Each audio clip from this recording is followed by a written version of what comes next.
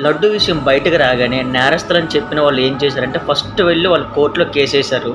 ఎందుకంటే వాళ్ళు భగవంతుడి కంటే కోర్టుని బాగా నమ్ముతారు. ఎందుకంటే కోర్టులు అనేవి చాలా వరకు నేరస్తులను కాపాడుతున్న కోర్టులు మాత్రమే.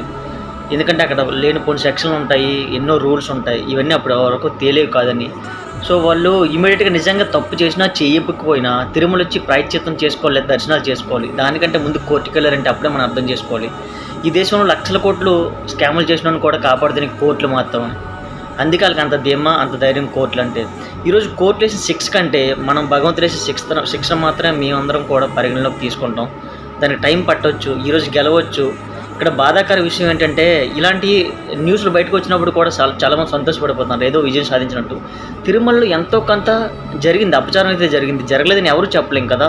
లాస్ట్ 5 ఇయర్స్‌లో ఎల్లోళ్ళకి తెలుసు, లడ్డు తిన్నోళ్ళకి కూడా తెలుసు.